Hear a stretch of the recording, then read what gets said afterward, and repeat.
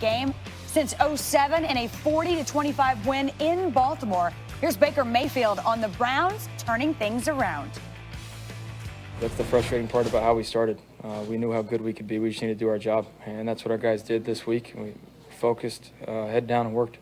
The win's great, but I hope everybody keeps the same energy. Threw us in the trash. We won't forget it. This is one game. Just like last week, it was just one game. This is one game.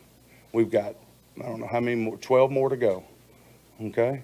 So that's all it is one game. We've got a game. We've got to go to San Francisco. That's going to be a huge, huge challenge for us, is to go out there on the West Coast, Monday Night Football again, and see how we respond and handle that situation. I want to be very clear here. This is one game, okay? There's one game, and we want to be clear. Mike Tannenbaum joins us as we overreact on this Monday, and this is a pretty good one to overreact on. The Browns have fixed their offense. Mike, is that an overreaction or no? No, it's not. I really like the balance they had. Specifically, they came out in 2 tight ends for 24 plays. In their first 3 games combined, they were in 2 tight ends for 24 plays. In their 2 wins, they ran the ball 29 times and 21 times. So I like their balance. I think that puts them in the best position to be successful. It's not an overreaction. And I know we have a little laugh at Freddie Kitchens of the way he handles his questions. One game. Listen, but back when the hype was going on in the offseason, Freddie was saying, look, until we face adversity, we can't talk about how good we're going to be. He's always been grounded in this situation, and they went back to details. Whole new offensive staff, basically a whole new defensive staff. I mean, they have the receivers coach back, as you know. But I like the way Freddie handled last week, based on what I heard. A lot of detail. Keep your head down, guys. Keep believing. And they came up with a game plan, and now all of a sudden, the sirens aren't going off, at least for one game. Right. At least for one game. This is an overreaction for me for exactly what Freddie Kitchens said. Yeah, it's one game. And even if you point to the New York Jets game in which they won and they rushed the ball, they were also up in that game. And so now it's going to be, can we stick to this consistently? Can this be the team that we are? Can we be patient and start off with Nick Chubb and move into the play action game like we saw them do against Baltimore, which set a tone of physicality? And here's the other part that I'm overreacting to. I am overreacting to Baker Mayfield, and here's why. Yeah. Last week, Baker, you told us if we're not wearing brown or orange, we don't matter. And now you want us to keep the same energy. You got to figure out, are you listening to us and using what we say as a point to have a chip on your shoulder, or are you not? Because he said we threw them in the trash and they won't forget it. Yeah, you can't worry about us when you're playing good, and then when you're playing bad, you're not. This team needs to focus on what they did Sunday, which was the right way to approach offense, and at some point, we have to give props to Steve Wilks and his defense. Yeah. You're playing with the back end that is depleted. You lose both starting corners. And 2 weeks in a row, you come and you give your team a chance to win, and you actually pull it off against the Ravens. It's been great what he's done there, coming over from Arizona, where he was kind of jettisoned as a head coach. But again, one game. It is one game. That's why it's an overreaction for me. And I think you're right, Mike, about their balance being where you want it to be. I think the flow of the game helped the balance be what it was this past week. Obviously, having some success running it. To answer your question, he is paying attention. I don't think really. What we've realized, if there's one thing going on in Cleveland, whether they're fixing their offense or not, he's paying attention. Ask Damian Woody. Yeah, that's right. One of their X factor, though, they scored 40 points. Odell Beckham only had 2 catches. Can he be okay with that? Right, Yes. exactly. And Be that's okay with it is a bigger that is a question. We asked that in the offseason, what would happen when that turned out to be the case. When Odell Beckham Jr. scores his touchdown against the Jets, the first guy there is Jarvis Landry. He's the happiest guy on the field. He's more excited than Odell Beckham Jr. is. On Jarvis Landry's huge catch yesterday where he gets over 60 yards, Odell is the guy leading him.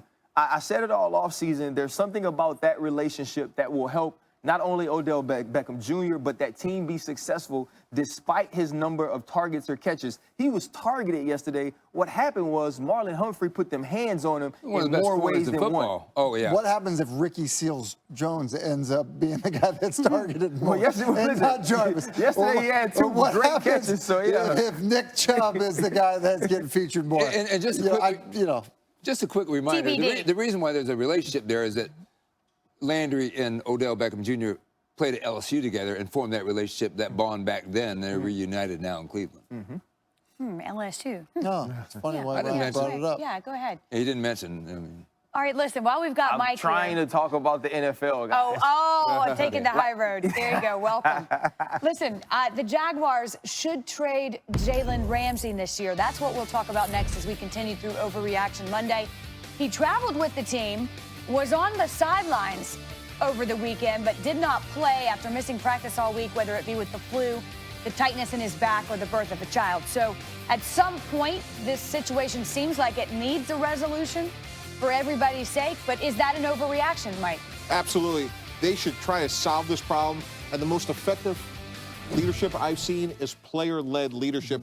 The front office could talk to him, talk to his agent, the head coach can, but someone like Calais Campbell has to come along and say, hey, you know what, Jalen? There's a time and a place to address your contract.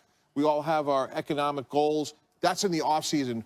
We found this guy, Gardner Minshew. Maybe we caught lightning in the bottle. Let's deal with that in the offseason in terms of what you want, and let's rally around this guy. Right now, everyone's 2-2 in the AFC South. Let's see what we can accomplish, and hopefully somebody in that Jaguar locker room can step up and help solve this problem, because if they can, he's a great player, and they can still accomplish all their goals this year. Yeah, it's an overreaction. I agree with you, Mike. I think try to fix it with a guy that's a good player, because you can maybe win your division. You know, I mean, to your point, maybe you found something at quarterback. You can win your division. A good player would certainly help you. And, you know, I think there can be more player pressure, even when players are very careful about getting involved in someone's business when it has to do with the contract, which I certainly think this does. You can apply a little bit more pressure when your team is having some success.